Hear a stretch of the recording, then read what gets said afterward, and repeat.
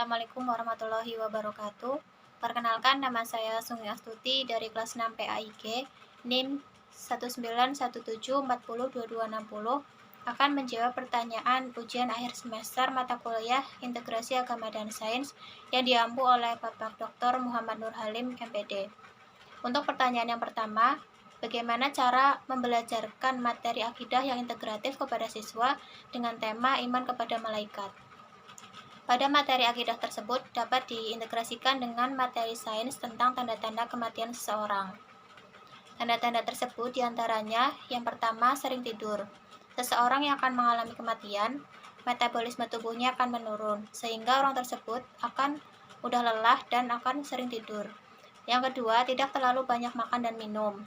Hal itu disebabkan karena dalam tubuh orang tersebut sudah kekurangan energi, sehingga hasrat untuk makan dan minumnya berkurang drastis. Kemudian yang ketiga, terjadi perubahan pada organ vital. Orang yang akan meninggal, kemampuan organ vitalnya akan menurun, contohnya pada ginjal yang berhenti berfungsi, sehingga menyebabkan warna urin akan berubah. Yang keempat adalah suhu tubuh menurun. Sirkulasi darah yang tertarik pada organ vital akan membuat suhu tubuh di bagian beberapa akan lebih dingin, sehingga orang tersebut akan terlihat lebih pucat dan timbul ruam biru keunguan pada bagian kulitnya. Dari beberapa tanda-tanda yang sudah dijelaskan tadi, dapat kita ketahui bahwa materi iman kepada malaikat dapat diintegrasikan dengan materi sains tentang tanda-tanda orang yang akan meninggal. Hal itu disebabkan karena orang yang mengalami kematian akan dijumpai oleh salah satu malaikat yang bertugas mencabut nyawa, yaitu malaikat Israel. Oleh karena itu, materi tentang tanda-tanda kematian seseorang bisa menjadi salah satu cara untuk membelajarkan dan memberi pemahaman kepada peserta didik tentang bagaimana cara mengimani malaikat. Meskipun malaikat tidak nampak, namun kita dianjurkan untuk mengimani dan mereka memang benar adanya dan diciptakan oleh Allah. Pertanyaan yang kedua terkait dampak integrasi agama dan sains dan implikasinya pada pendidikan agama Islam.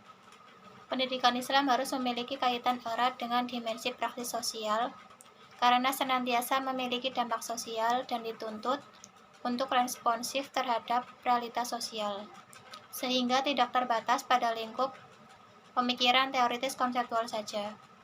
Implikasi dalam hal kurikulum bisa dilihat pada bentuk penyusunan silabus dalam dua isu fundamental, yaitu tentang epistemologi dan etika. Yang tidak kalah penting adalah bagaimana kurikulum bisa mengantarkan peserta didik agar memiliki kemampuan untuk melakukan penelitian atau riset pada bidang sains, yang kemudian menemukan titik sambungnya dengan realita yang objektif pada wilayah keagamaan. Kemudian implikasi dalam proses belajar mengajar mengenai peranan penting metode imajinasi kreatif sebagai metode alternatif selain metode deduktif dan induktif. Banyak fenomena yang muncul tentang peranan guru dengan kekuatan imajinasi kreatif yang dimilikinya, sehingga mampu menciptakan metode tertentu agar siswa dapat menerima pelajaran dengan cepat dan tepat. Peranan guru dalam menciptakan desain pembelajaran yang aplikatif, misalnya dengan mengubah tata ruang dan penambahan tampilan atau display ruang kelas, sehingga mampu menstimulasi semangat belajar peserta didik. Dalam proses pendidikan, memainkan suatu peran dapat menentukan dalam proses integrasi agama dan sains, yaitu suatu proses yang dapat mengapresiasi hasil teoritis pengalaman dan pengetahuan praktis abadi. Kemudian pertanyaan yang terakhir terkait persoalan kontemporer tentang integrasi agama dan sains.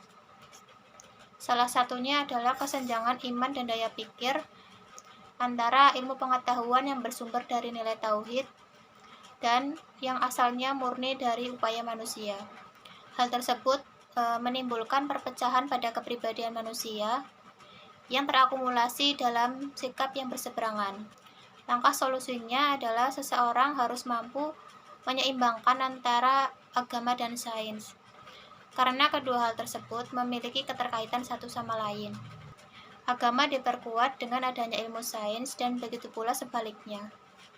Demikian jawaban UAS yang dapat saya sampaikan. Wassalamualaikum warahmatullahi wabarakatuh.